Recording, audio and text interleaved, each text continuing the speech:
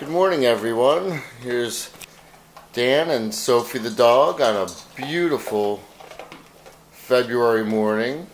I believe it's February 27th today, and possibly the 8th, 28th. Let me take a look at our calendar and see what's going on here. It is the 28th, Saturday the 28th, last day of February. My wife was talking with her father, who lives over in York County, Pennsylvania, and he was telling her that it's been the coldest February in recorded history. I believe they started recording that history around the late 1800s, but all days added up, it's the coldest. So anyone who is concerned about the weather warming and getting hotter, well, we have news for you. Something's happening. Somebody's taking care of business right here, right now. And side effects aside and negative consequences aside, they are chilling down our temperatures. Now, granted, this could just be a natural, switch in things, or just cycle of weather, that type of scenario. God knows it's been changing under Mother Nature's wing for thousands and thousands, even millions of years. But here in Pennsylvania, we've been getting direct assistance from the chemtrail leaving airplanes. They're no longer called contrails in this house. We see contrails all the time. We also see these chemtrails all the time. And more distressing, we see the white veiled sky all the time. But anyway, back to Sophie the dog chowing down on her breakfast. She came down this morning wearing her blankie. We do run the heat in our house. We keep it at a comfortable 67 degrees usually. And we have a little space heater up in our bedroom so that we can back off the heat a little bit at night. And our bedroom does get toasty warm, but she was sleeping with this. This is one of her blankies, one of her favorites, Mr. Lion. Right, Sophie? You love it? She loves it. She eats dry kibble every day. We stay away from the mass processed and produced dog food, so we try and give her something a little more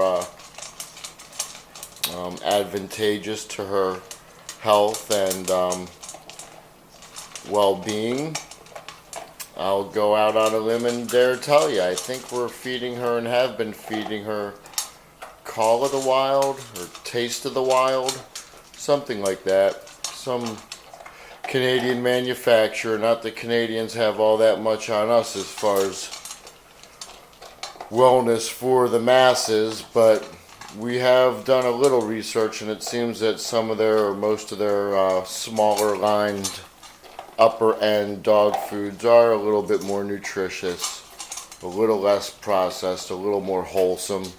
She prefers the salmon, and since we're always trying to keep Sophie's weight down, we only feed her this salmon, good old salmon blend. So anyway, looks like she's wrapping up her breakfast. It's time for her to meander outdoors. It is a Saturday, so she gets to start off her day with an extra long weekend walk. About 45 minutes in these cold temperatures. It is, I'll tell you what it is right now. 17 degrees out. 17 degrees outside, huh, Sophie?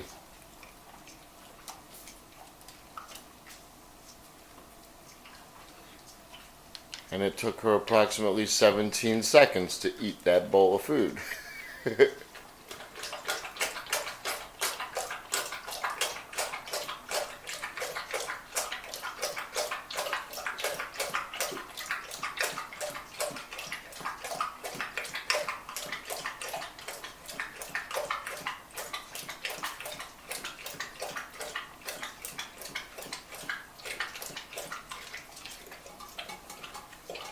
She always licks her bowl clean.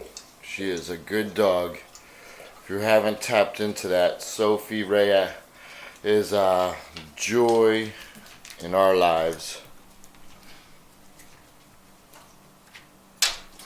There she is, ready to head out. Deer hunting, probably. Time to go out and adventure, huh, Sophie?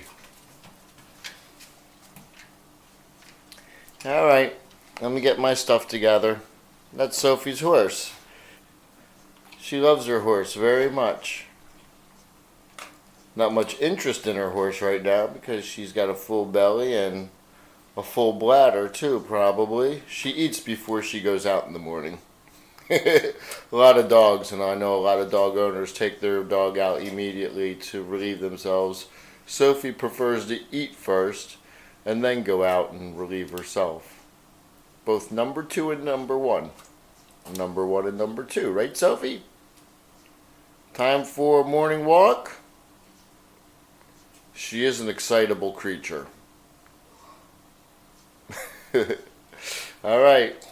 Remember, clean your house, trust God, help others. That's our mantra for the day. All right, so here I come.